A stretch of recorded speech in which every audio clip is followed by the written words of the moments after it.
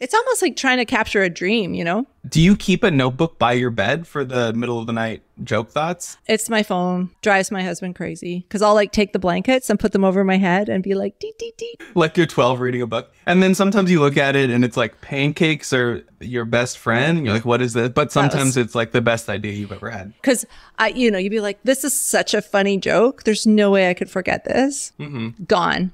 Yeah. And there's your Juno. Over. Yeah. There's your Netflix special that you could have had, but you just wanted to roll over and sleep. Hey everyone, welcome to Comedicine. I'm your host, Dr. Sarah Boston, and I have a wonderful guest today, and it's the opposite day. So we have Rob Lewin here. He's an incredible improviser and sketch artist. I have been taught by him. I have performed with him. He's also just a wonderful human being. Somewhere in there, he became a medical toxicologist, as you do, but he kept on performing. And this year, he's gone back to nursing school and he is going to be a nurse. They are fast tracking nurses these days, guys, because we need more. So that's what Rob's doing. So he is our first co-medicine guest who started in the world of comedy and kind of is transitioning into the world of medicine, but he's going to keep doing both. Improv is so much a part of Rob. I don't think I could ever see him stopping, but he's also going to be a nurse. So he just shows there can be two parts of everybody. I can't wait to see what he does next. And I just loved my talk with Rob Lewin.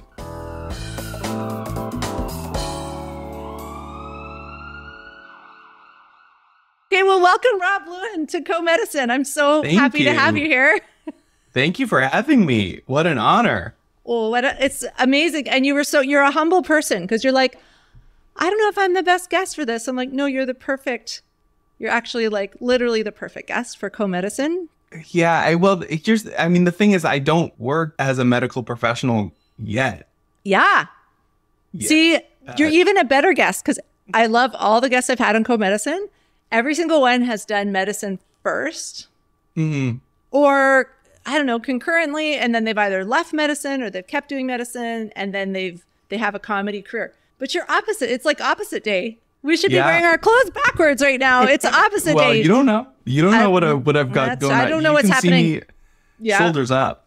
That's true. So welcome to Opposite Day. Welcome to Comedicine. Also, I usually start with people's day job in medicine. I'm not going to do that today.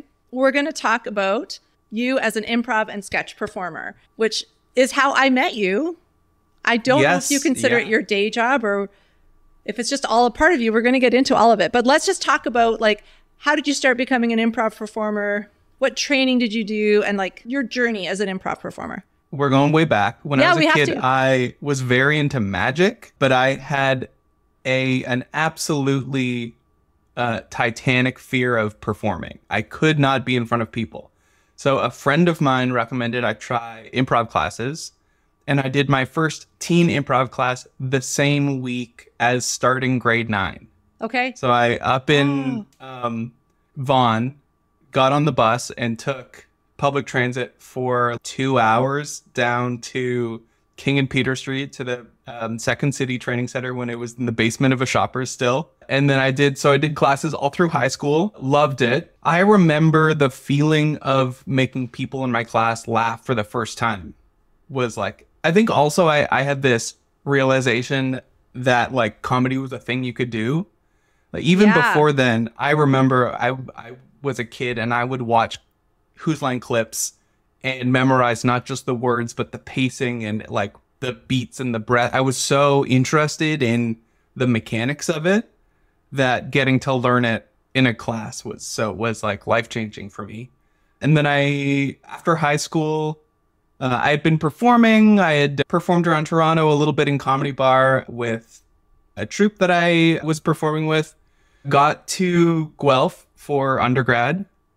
And in my first month, met a group that was rehearsing on campus that then became the Making Box. Okay. So I met with a group of folks, Jay and Tom and people you know, and one of the people in the group was in a business class.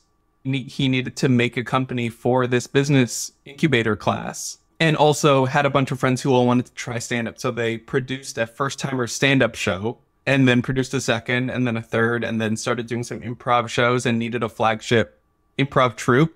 So the group that we had all been performing with became the Making Box Brigade. And that turned into a teaching job and performances every week. And then so I spent like 5 years in Guelph doing improv here, and then moved to Toronto for a bit. Tried to grind. I was like working long kitchen shifts.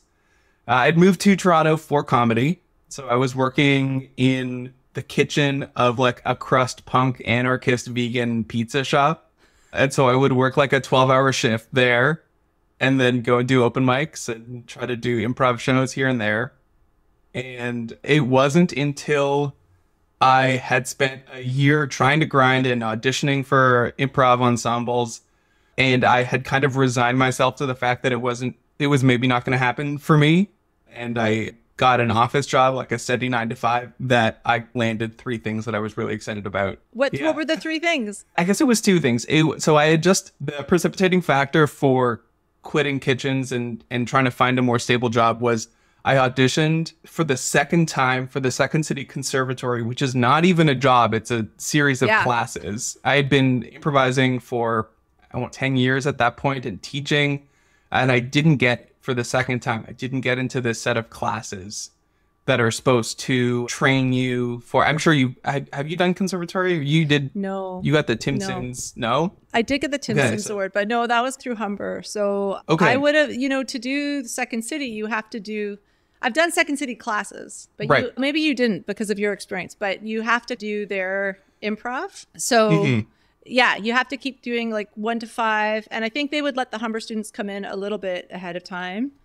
But yeah, and then you do people in my class did audition for conservatory, but then you're right. You're just auditioning for to pay thousands of dollars to then maybe not even get a job with them afterwards. So I had auditioned for the second time. Yeah. Didn't get it. Shocking. Shocking. I think a couple years in a row I had auditioned for the Bad Dog Featured Players and not gotten it. There's so much talent in Toronto because the industry is not that interested in helping helping Canadian creative people in comedy find careers. You have to like move to New York or LA.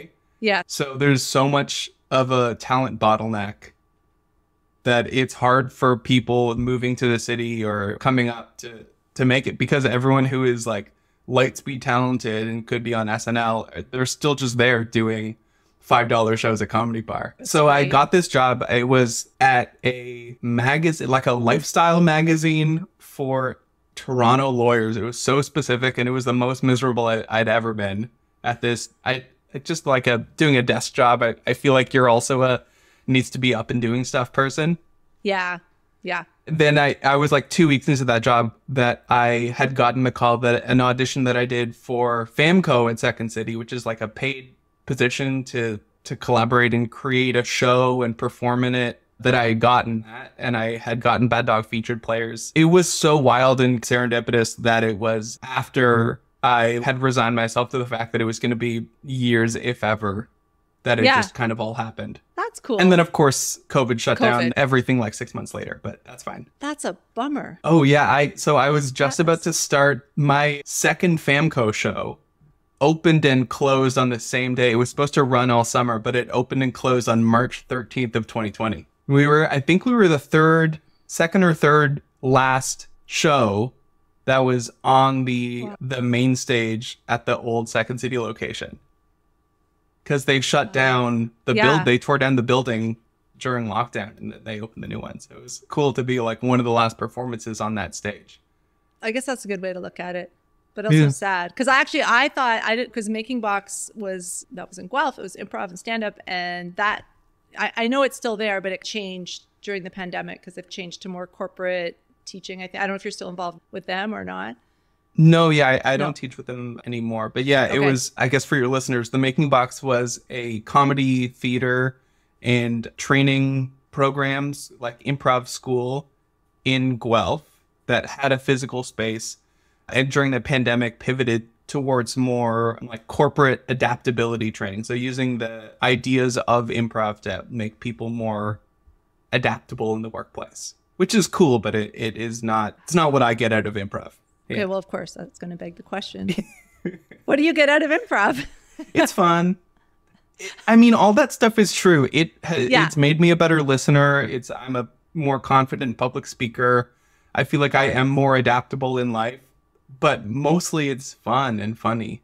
Okay. And I mean, that's cool. I like that when people are like, look for a deeper meaning and you're just like, yeah, no, I just like doing that. It's so fun. Yeah. Well, I know we're not supposed to just talk about comedy, but that's what's interesting to me about the different schools of improv.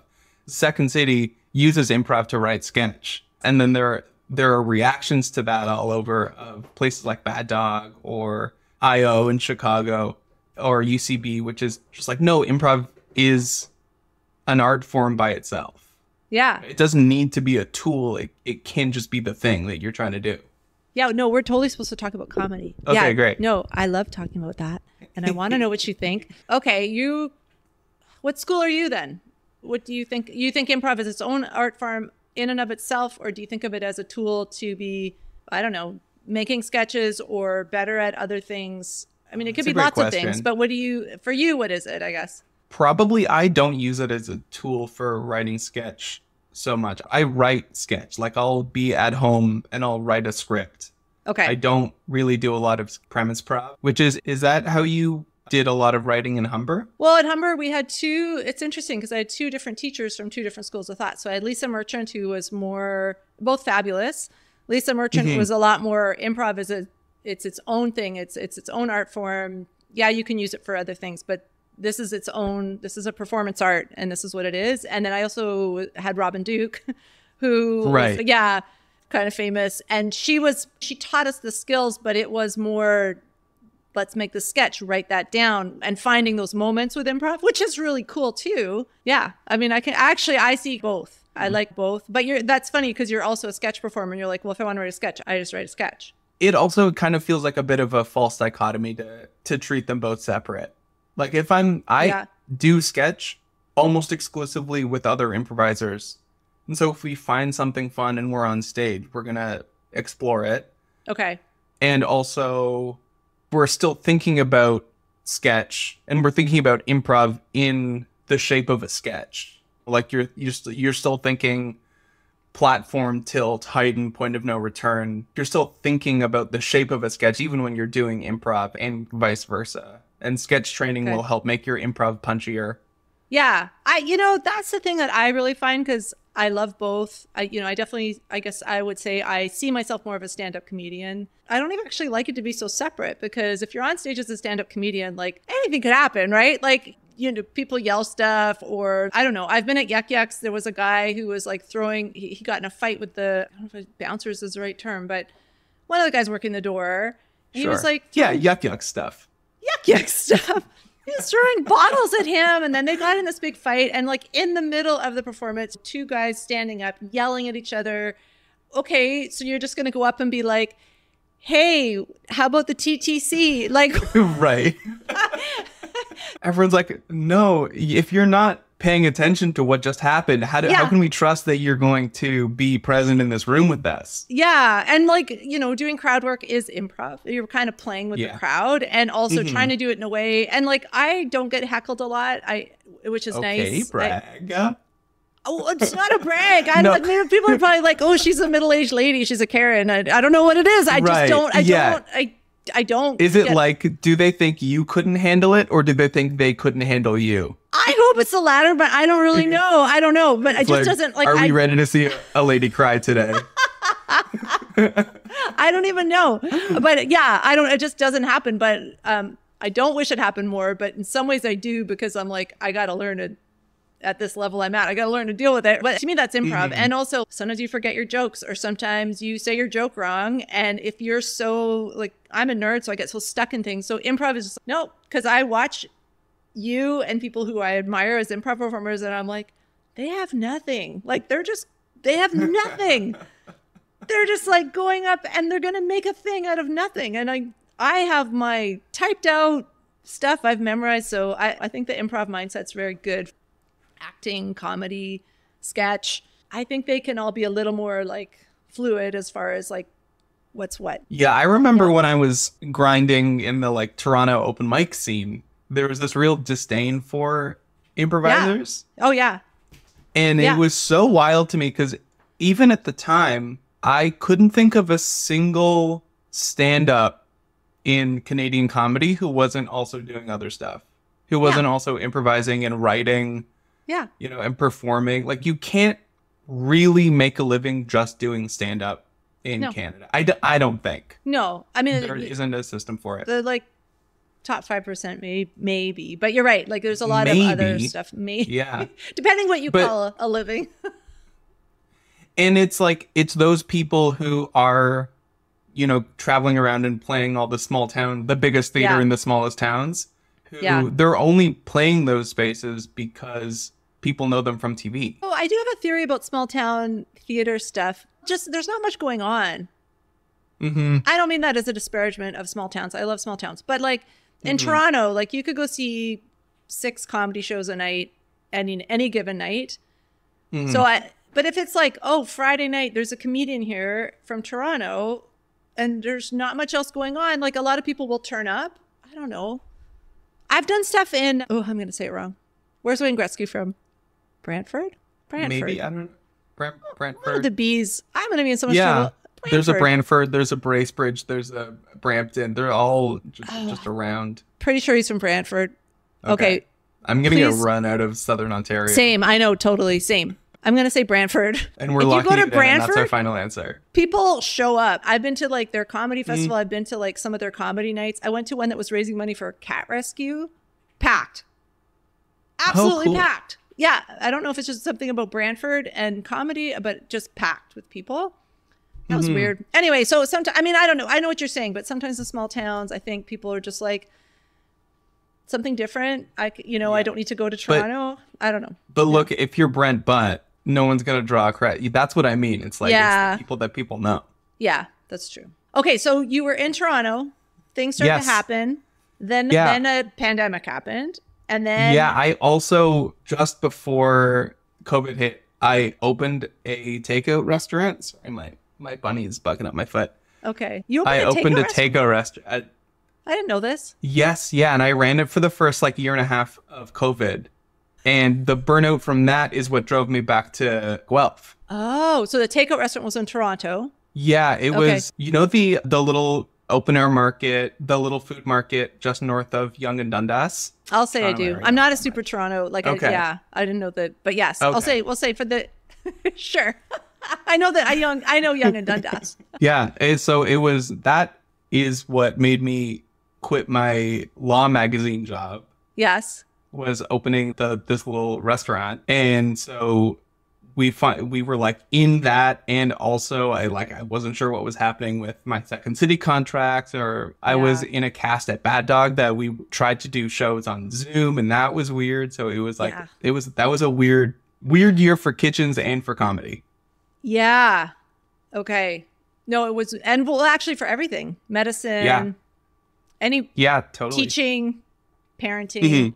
Actually, I was listening to a couple episodes of your podcast and listening to Sabrina Douglas talk about the first couple years of the pandemic, and then later say that open mics are traumatic, while in the same conversation talking about being a float and ER nurse during COVID.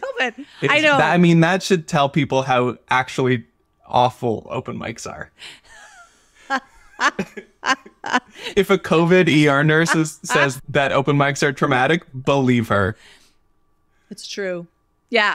And then she was like, she had a pretty good attitude, because she was like, oh, Zoom shows are good for me because I could be on shift as a nurse, take a break, do a show. And I was like, I've never heard anyone say anything good about COVID or Zoom shows. No, Work for Zoom me. shows it's so rough. Because you're so, especially like an improv show. Yeah. You're so hyped up. There's this feeling of you're with people, but then you just close your laptop and you have half a beer left and you're alone in your apartment. Yeah, I think improv. The silence is deafening. It's awful. Improv and stand-up both did not thrive in that form. They both did not thrive in that form. Moved back to Guelph. I worked in another restaurant. and just I had tried to get out of kitchens a couple times. I actually, when I was running the restaurant in Toronto, I was looking into med school because that was like thought that I had in undergrad, but because comedy was turning into a thing for me, I'd realized that I could get paid for teaching and for performing. It was like not top of mind. Yeah. So I'd come back around to that idea, but I think learning more about it, I realized that was not the path for me. So that led me to apply for nursing school, and then it's now. That's amazing. Yeah. Okay, we're going to get into that. I have a few more questions, some follow-up questions. Okay, great. Okay, just a comment. I love how you say I was trying to get out of kitchens because it sounds like a prison. Like you're like. It is. It certainly is. Ask any cook if they feel like they are in a prison. Okay, yes, that is interesting to me. So I just wanted to still talk a bit more because you taught me improv. I've performed with you, and you also taught me. So we were in a class with Ben Gorodetsky, who's a good friend of ours, was teaching this class, and he was away for, I think, 1 or 2. And you were our substitute teacher, and it was great. I think it would be maybe just because of your improv, like you just like whatever, but you just walked in, you're like, well, and your style is different than Ben's, and which I think would normally be hard, but it was great. We were all like, oh, this is a whole different perspective on how to look at it. So I found you. I loved learning from Ben. I loved learning from you. So it was just different. It wasn't better, or neither was better. I don't want anyone to think that. But I found you quite methodical and almost mathematical, almost scientific in how you talk about characters, building a character, and also how you talk about building scenes. And I don't know if I loved it. It actually worked for me really well because of my kind of science brain. I was like, oh, okay, so there's this many characters and there's this many conflicts, or however, I don't even actually remember exactly, but how you broke it down. I just wonder if you could speak to that a little bit, because I've never thought of improv that way, and I just loved how you coached that. Sure, yeah. I wouldn't say that I'm like a very naturally funny person, but I'm obsessed. I'm obsessed with the mechanics of comedy. I am really interested in what makes things funny, what people relate to. So I drink up theory like it's water. I'll read all the comedy books, I'll listen to all the podcasts, and there's like so many different interesting schools and takes. I mean, comedy theory and like humor theory goes back to, I think, Freud. But yeah, I mean, I actually just kind of as an example, I was thinking about this recently. I took a class from Ken Hall, who's an incredible clown and improviser in Toronto. And it was a clowning class, and he talked about fixed points. Would you have done any clowning? I did some clowning. Okay. And I took an acting class with Ken. Oh, he's the best. I love him. Yeah, I love him. So fixed points, it's the idea of if you are making a bunch of physical choices, you don't know what the audience is laughing at. So you don't know what to give them more of. Oh. But if you isolate everything except for one single thing, and that to me is very scientific, like that's exactly the concept of controlling all your variables except for one, your treatment, so that you can have an idea of a relationship between cause and effect. So like there is a science to comedy for me. Okay. It's that clowning approach, especially. It's like, you're paying attention to the audience. You are noticing, you're like running little experiments to figure out what they're laughing at, and you give them more of it. That's cool. I can see that with improv too, because sometimes I feel, now I'm going to sound critical, I'm not the best improviser in the world. I don't pretend to be, but when people are just like changing stuff, and I'm like my little nerd brain, I'm like, but where are we? Like, where, like what's happening? Because suddenly there's a new thing, and we're aliens now, and we're this, and we're like, but we were never aliens. And so I find, again, am I the best in the moment? No. But when you're in a scene, we've made something, we got to stay on it now. And that, I think, is how sketch training helps an improviser. That makes a lot of sense. Yeah. If you think of an improv scene like a sketch, you want to set up a clear pattern of behavior between the characters early. And in those first couple seconds, you're making a promise to the audience of, this is the pattern of behavior, this is what you're going to see more of. And you're setting up a promise to the other improviser on stage, which is, whatever you do, this is how I'm going to react. Okay. Yeah. And you're showing them the roadmap of how they can push your character's buttons and help you heighten your game. No, that makes a lot of sense. Because I think just from my background, I like reading about comedy theory. And it's funny because I was just talking to a good friend of the podcast, Vian Fomachan, and he's, I don't like to watch a lot of comedy. I'm like, I am obsessed. Like, I drive my husband Steve crazy because he's like on Netflix. He's like, what do you want to watch? I'm like, oh, there's this person's special came out. This person's special. I just want to watch as much. I want to watch it live. I want to watch it on Netflix. I just want to watch comedy all the time. Amateur, professional. Yeah. Do you watch lots of different comedy, or do you like, I find I have trouble getting into new comedians, but I'll watch the same special or listen to the same jokes. And it's not making me laugh again. I'm just there are certain jokes I'm like, oh, that's so good. I just want to hear that again. Yeah. I've seen Jacqueline Novak's special, Get on Your Knees. It came out, I think, just a couple months ago, but I've seen it, I want to say, half a dozen times at least. Oh, wow. I'm not quite like that, but I will watch my favorites again. I like watching new comedians, but I'll watch my favorites again. Yeah. Especially if I've seen it live, because I saw Jacqueline Novak live. Oh. And then I saw the special. And then I was like, oh, this is cool. And, it didn't change that much, which is also incredible to me. Not that I remembered it exactly, but there was, it wasn't like it was, she was workshopping it or anything. It was that. And then they filmed it. I do going back and watching them again because I feel like you get stuff out of them. So for my favorites, yes, I will watch them a few times. I don't know about 6, but probably like 3 times. Yeah. What's your favorite comedy special if you had one? Okay. I love Mike Birbiglia. I love Hannah Gadsby. I love Tig Notaro. Her last special wasn't my favorite, I will say. Like, just when she started banging on the piano, I wasn't quite there. It felt like a weird Conan. Have you seen the bit she did on Conan where she just moved the stool for a while? But she did that I think live. I think that's where that came from.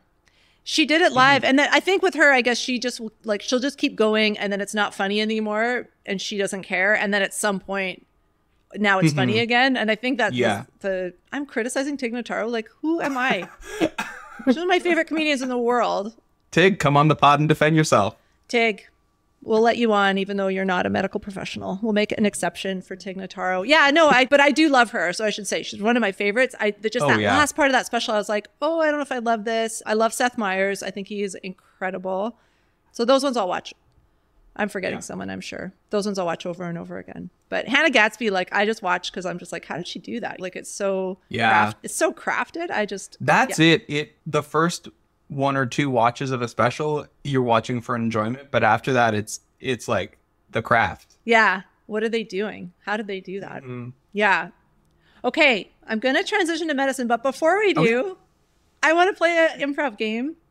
Okay, great. Is that good? And you're gonna lead it because you're much more experienced improv performer than me. And I was thinking of what we could do audio. Yeah. How does word at a time story sound to you? Yeah, sounds good. Great. Okay. Sounds good. So we're just gonna tell a story going back and forth 1 word at a time.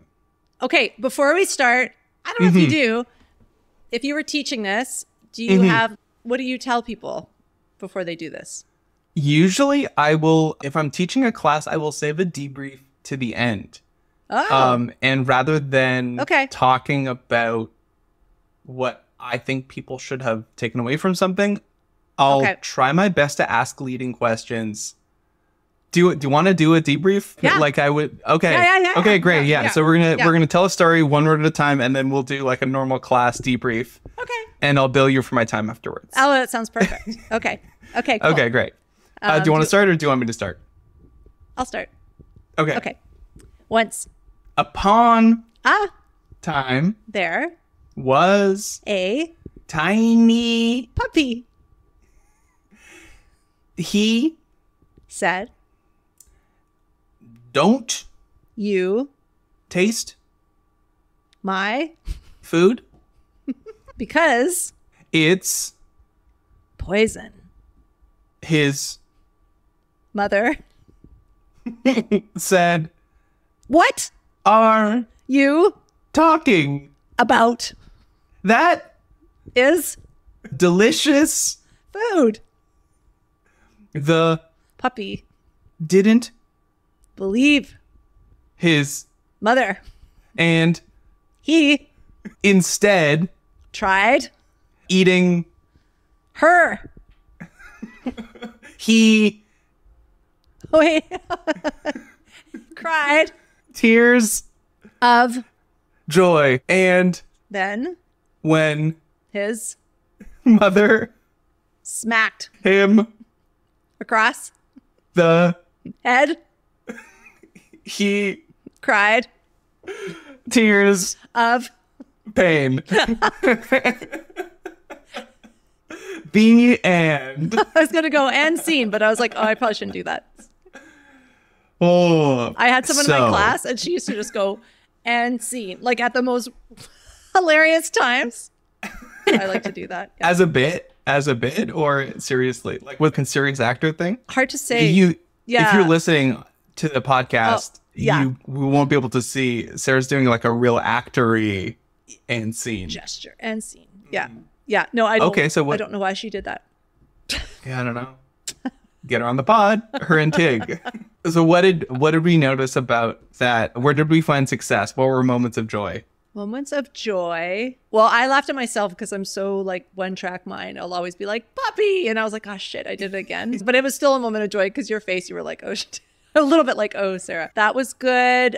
I liked saying poison.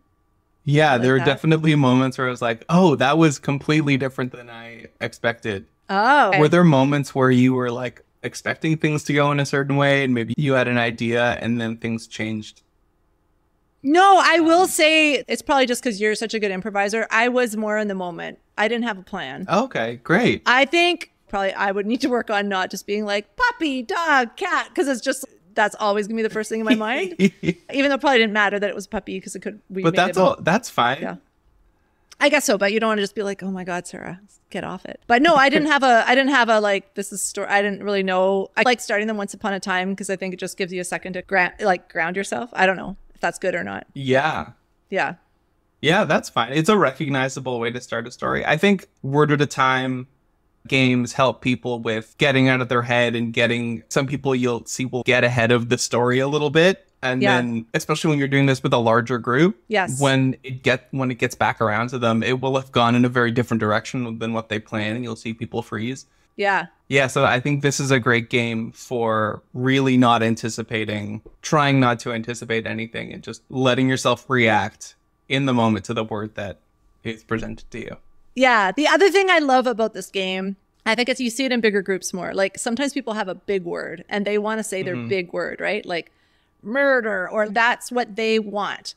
But then they're just going to get because, you know, or they're just going to get is, or just it doesn't feel like an important word. And for me, the lesson is they're all important words. Like you have to support each other. And sometimes you're the, and other times you're the murder. You're the poison. You're the directing the whole story. But sometimes you're not going to be that. And it's all important. Yeah. Yeah. And it's just as important a choice to do the connecting word. Yeah. And then, But it's kind of like a metaphor to me for like life or acting, or like sometimes, you're just a connecting word. That's what you are in that scene. But if you're not there, then the sentence doesn't make sense. And it's not, you know, like, so it's like, no, that's still important. I don't know. That was my, like, when we did that in school, I was like, that was kind of my lesson. And sometimes people would try to do two words. They'd be like, the poison or the murder. I'm like, no, one word. Yeah. No, that's not your job right now. Yeah. And it's also, I think people feel disappointed, like they were cheated out of. It's like, what? There's no leaderboard we're not taking note of who had the longest word, who said the most letters. Yeah, the most effective word.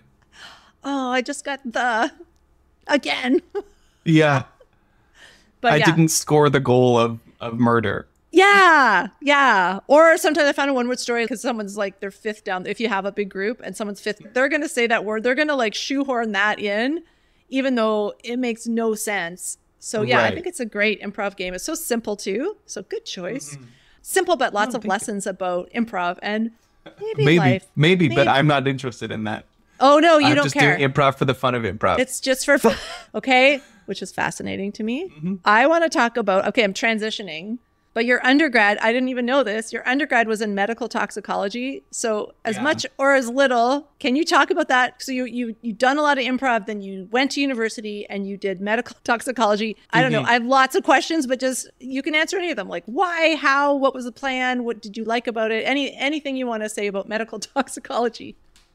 Yeah, I really loved it. I really loved how interdisciplinary it was, because we would do biology classes with the bio kids, and we would do the stats classes with the math kids, and we would have the chemistry classes with the chemistry kids, because there's so many roles that a toxicologist could fill, but a lot of it, people working on the regulatory side of things, connecting lawmakers with the data, or the regulation makers with the data, and parsing what is the data telling us, what are safe levels of things to be present.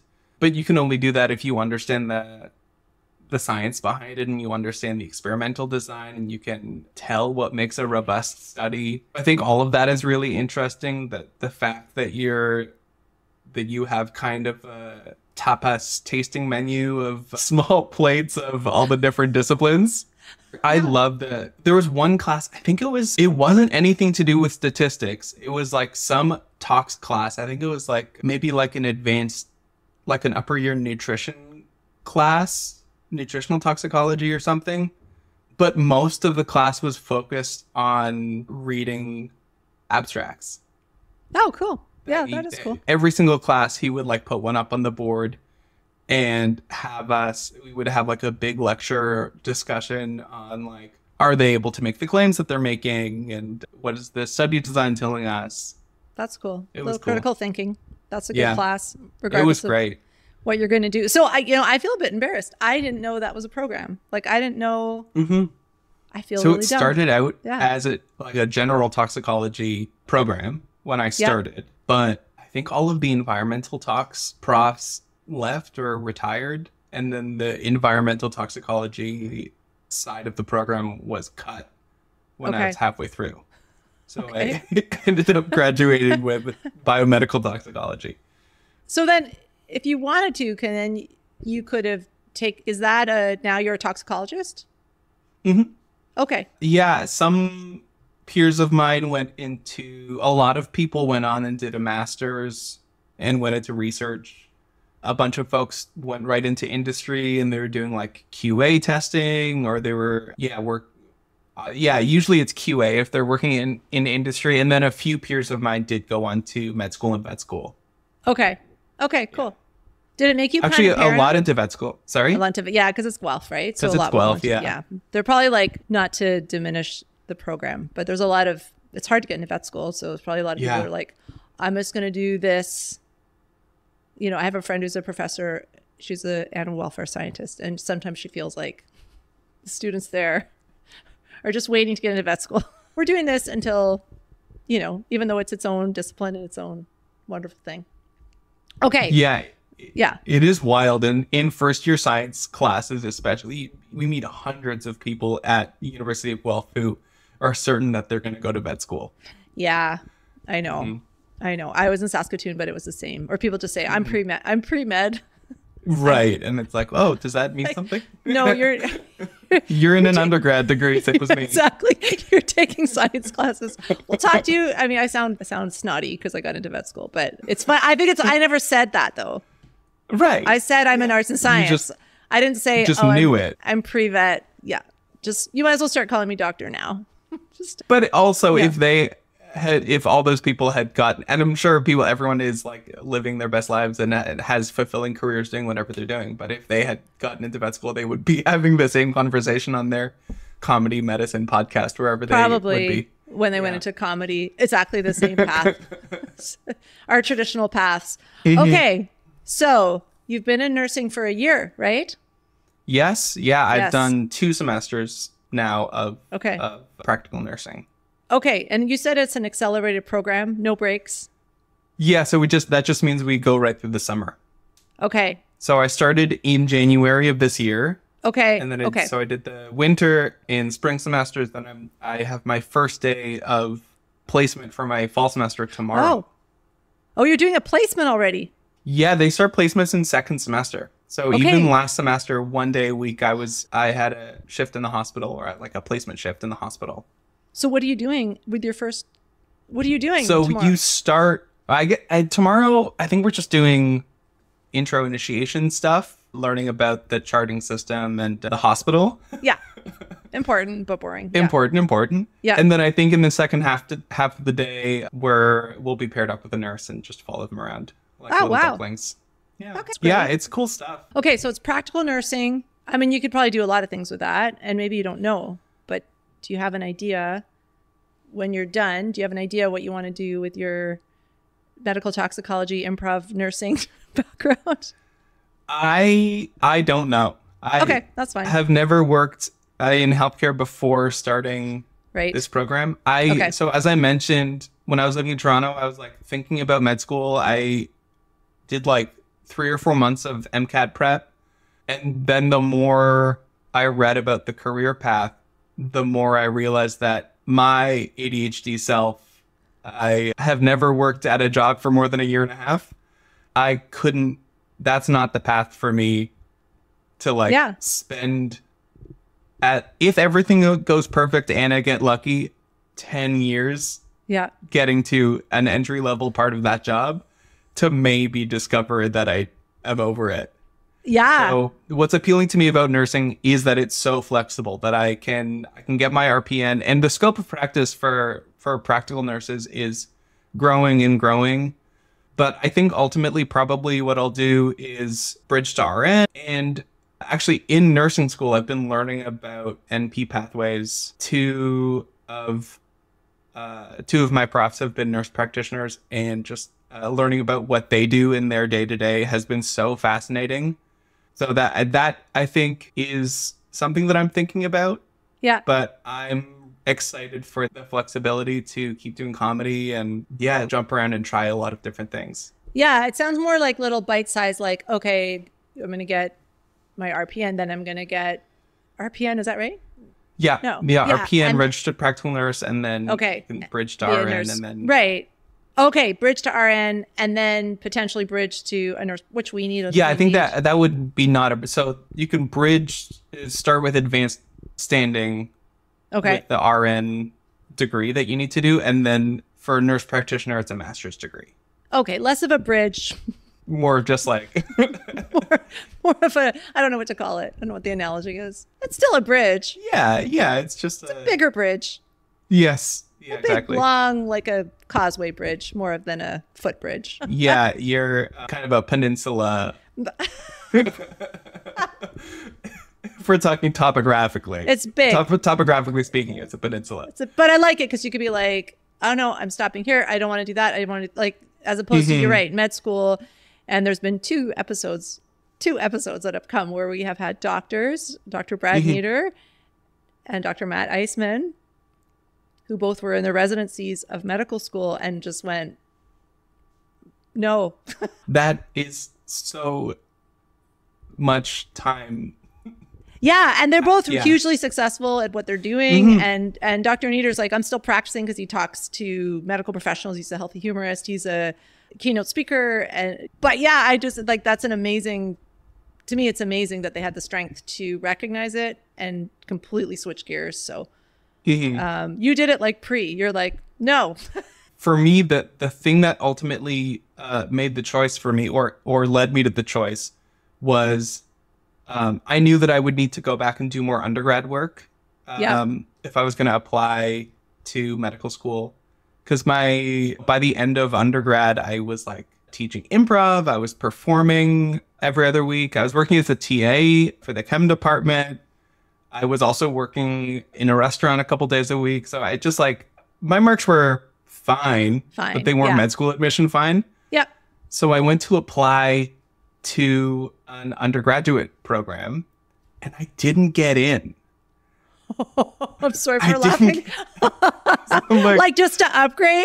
Yeah, to go, because I'm like, I didn't get in to go do another undergrad. I think I applied to like a psychology, no dig to psychology, but it was like a BA program. I already had my BSc with honors. I'd worked as as a TA teaching like first year lab courses. And I had the thought of like, the math that I had done was that it would be like 10 to 11 years before I could possibly be an MD if everything went perfect and I got lucky. Yeah. This was pre-step 1. And it's already put me back by a year. There's just no way that this is like realistic for me. I'm sorry for laughing. It's not funny, but it kind of is. I mean, it's funny in retrospect. Yeah, it was just like, there's nothing more inflexible than like starting on that kind of a path. Yes. That it's going to like maybe not even be anything that is interesting for you. So I'm really excited to be a nurse. Yeah. And I was chatting with another prof about research. And she was saying that like even 10 years ago, it was far less common for nurses to be like getting their PhDs and doing research about best practices and ways of knowing and stuff. But now it is like there's a ton of nursing research out there. Yeah. And so that, because I have a bit of a background in science and stats and stuff, I think that is exciting and interesting. Yeah. So I'm so excited for whatever nursing looks like for me. Yeah. Well, that's awesome. You'll be great. You'll find your path. I'm confident. I'm very confident in that. And you're very soothing. Like I can see you coming in and your patients just loving you. So that is great.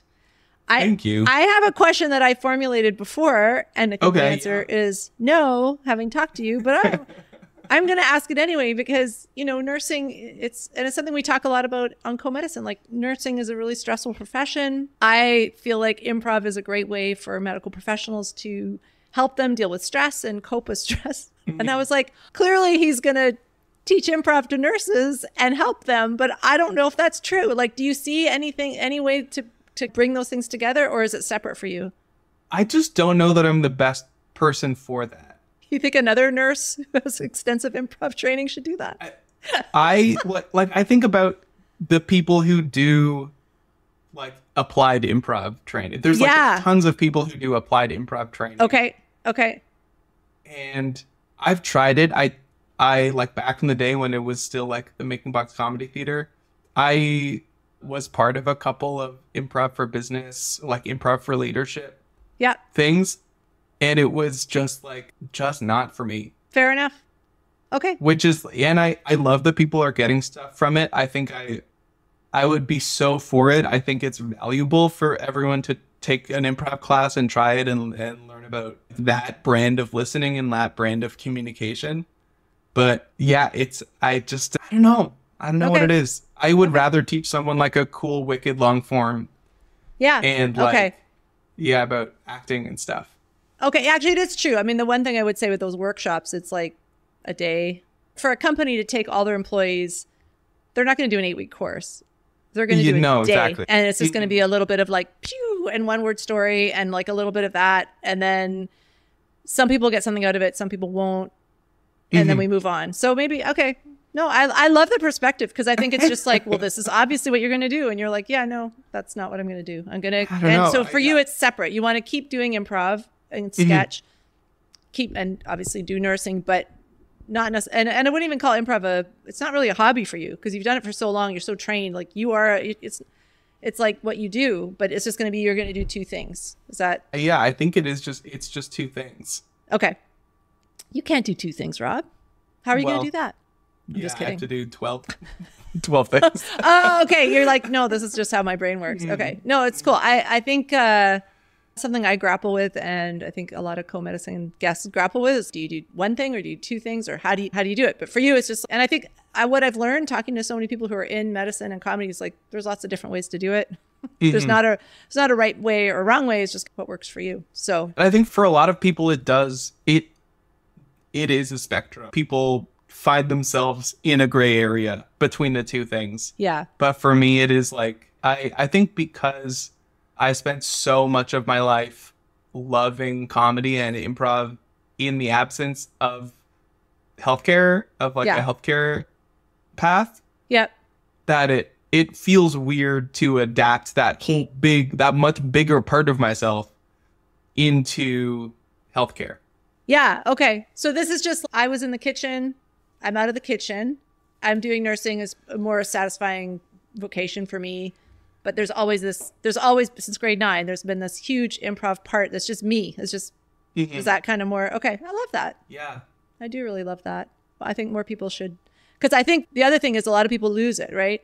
If you start medicine, you start taking medicine, you're 21 years old, you're going through like the improv, it just falls away.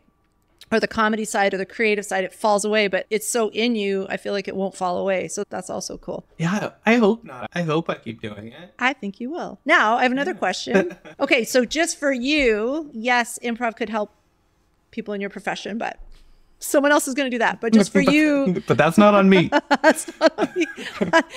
So just talking about you, and I don't know if you can even see it because you're like, I haven't really worked in a hospital, but what you know about the nursing profession, the stresses of the nursing profession, the demands of a nursing profession, can you see ways that it's kind of extensive, and I think in you a little bit innate at this point with your improv. Do you see ways that improv was going to help you as a nurse? Yeah, I think improv promotes a kind of active listening that it takes a long time to train if you're an adult.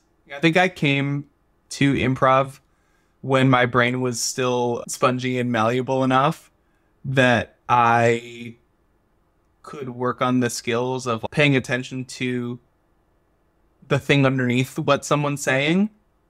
Just like huge in improv. So much of what is said between people is nonverbal. It's the way that you say it. It's body language.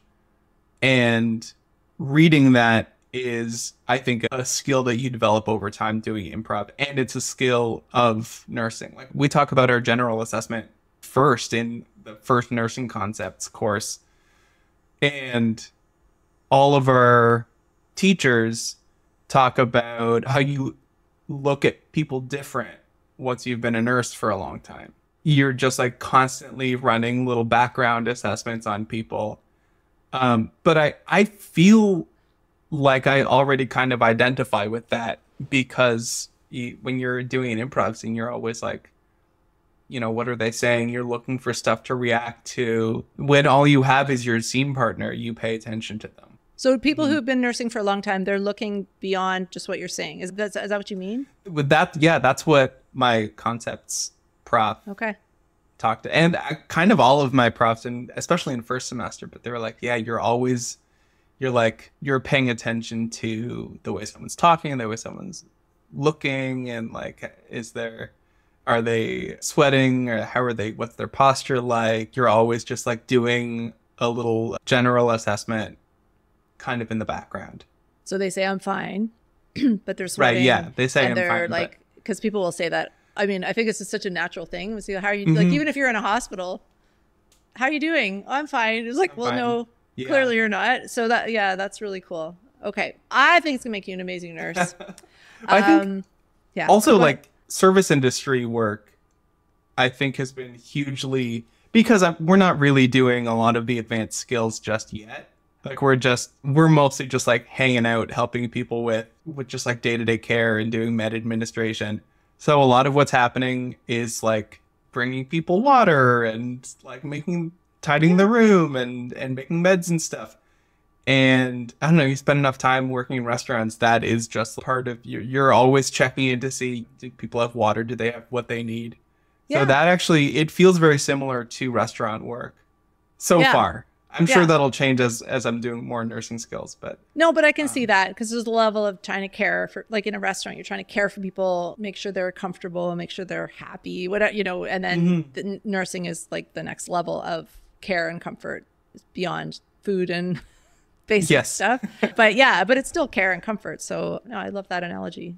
That's maybe everything that you've done up until this point is going to make you like the most amazing nurse. I can't wait. Okay. There's questions I can't ask you. Like I have like questions like if you could quit your day job and do comedy. I guess I could ask you that. The normal path if you could, I don't know. I don't think I can. No. Next question. I'll be like Kamala. Next question. Okay. We're actually at the last question. Okay. Oh no, but before I do the last question, what's the best place for people to find you if they want to see you perform or if they want to take classes with you? Yeah, so I'm teaching through Pinch right now. Okay. Pinch is in KW. All of our classes, I think, are in Kitchener. I have been teaching a bit more, but as nursing school is ramping up, my teaching schedule is slowing down a bit. Okay. You can follow me on Instagram. It's just Rob.Lewin. Okay. And I have a new sketch duo that will be premiering with our first set probably after this comes out. We're hoping to perform more, and we're building the idea of like building a longer show that we can eventually take around to fringe festivals and whatnot. Okay. And what's the name of your sketch duo? It's called Corpse because of spooky and macabre, and also both of us can't not laugh on stage. Oh, I love it. The double meaning of breaking character. Yeah. Okay. Mm-hmm. I love it. Okay. Well, and that'll be on your Instagram as well. It, of course, is going to get a shadow banned on Instagram. Because it's Corpse. But are you spelling it? You think it'll get you shadow banned? The traditional way. I don't know what that means. CORPSE. Oh, that's how you're spelling it.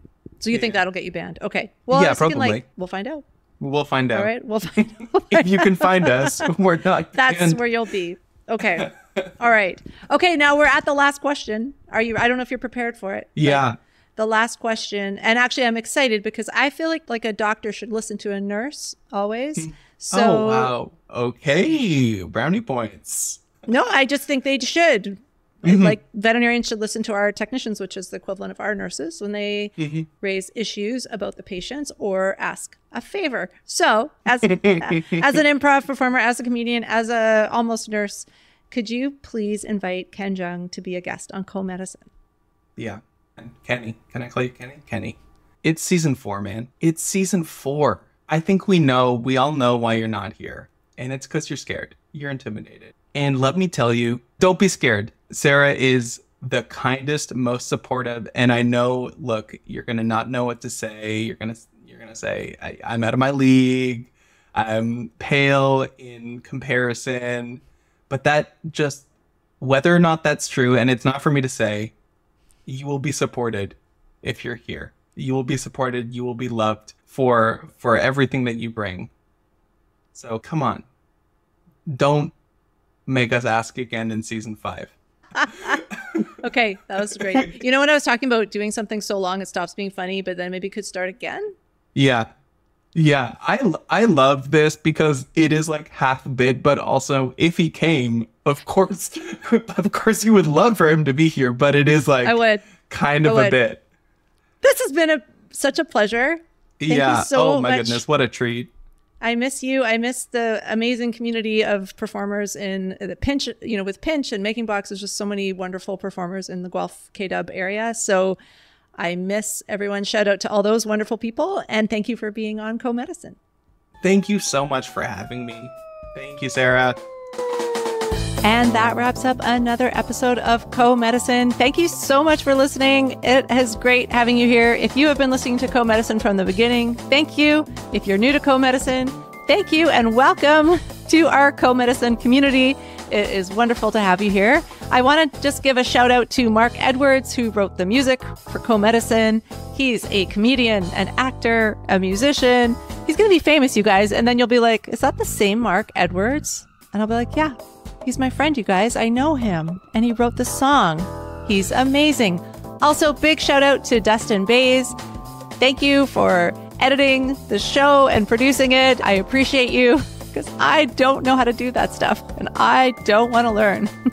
Yes, it's willful ignorance, I think, at this point, but I'm so glad Dustin is here with me, helping me out with the show. And thank you for being here. If you enjoyed this episode, please like it, share it, do all the things, review it. If you're a sponsor or a potential sponsor, call me.